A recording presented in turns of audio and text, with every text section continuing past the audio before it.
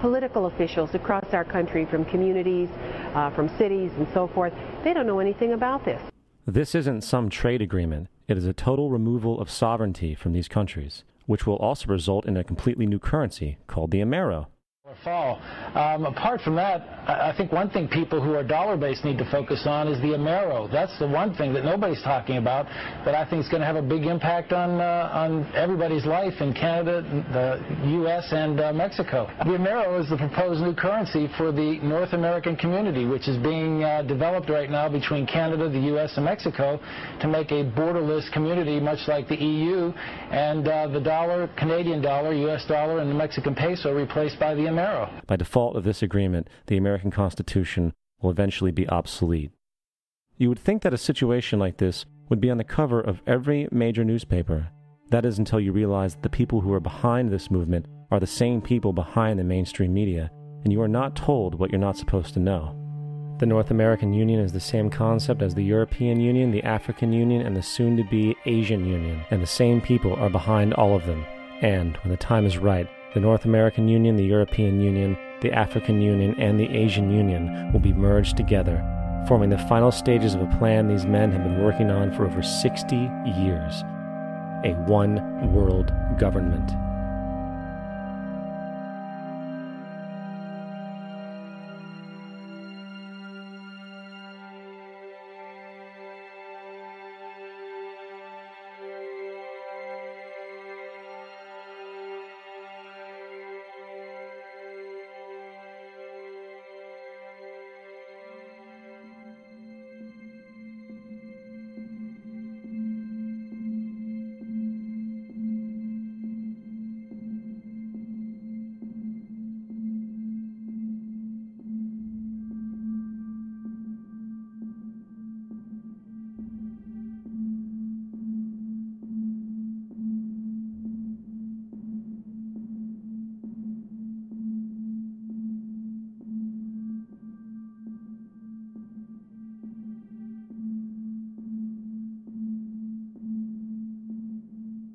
One bank, one army, one center of power.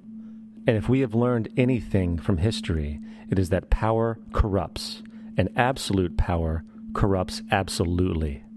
This is Aaron Russo, a filmmaker and former politician. To his left is Nicholas Rockefeller of the infamous Rockefeller banking and business dynasty. After maintaining a close friendship with Nicholas Rockefeller, Aaron eventually ended the relationship, appalled by what he had learned about the Rockefellers and their ambitions.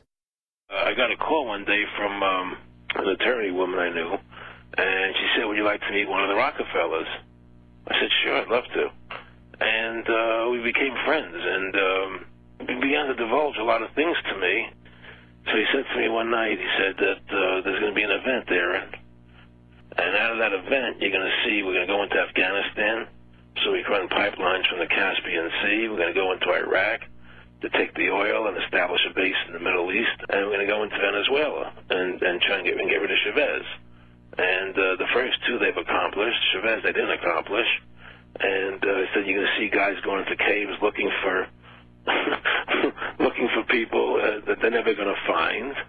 You know, he was laughing about the fact that you have this war on terror. There's no real enemy. He's talking about how by having this war on terror, you can never win it because it's an eternal war. And so you can always keep taking people's liberties away. And I said, how are you going to convince people that this war is real? He says, but the media.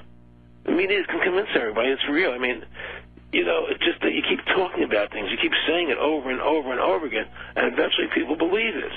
You know, you created the Federal Reserve in 1913 through lies. You create 9/11, which is another lie. Through 9/11, you're fighting a war on terror, and now all of a sudden you go into Iraq, which was another lie, and now they're going to do Iran.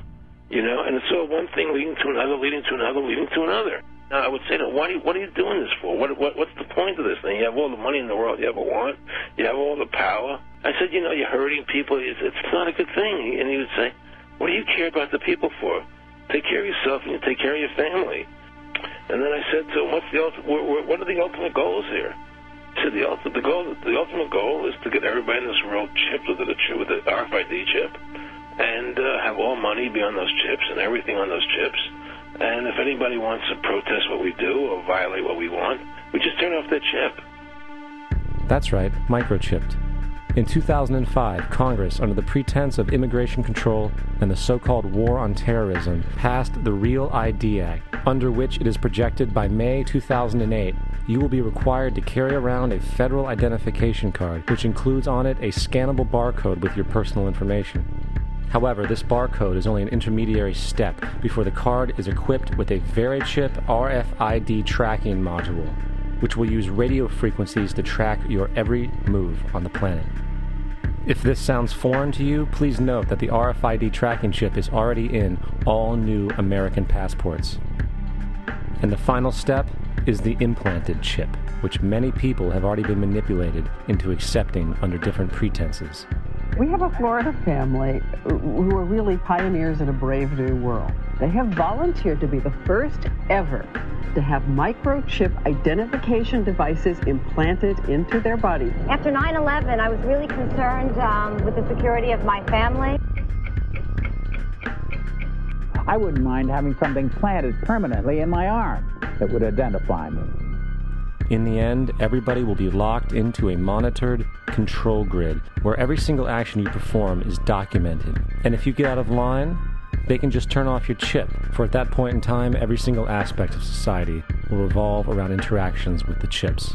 This is the picture that is painted for the future if you open your eyes to see it.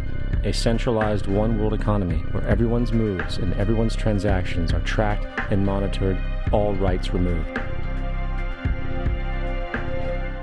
The most incredible aspect of all, these totalitarian elements will not be forced upon the people. The people will demand them. For the social manipulation of society through the generation of fear and division has completely detached humans from their sense of power and reality, a process which has been going on for centuries if not millennia. Religion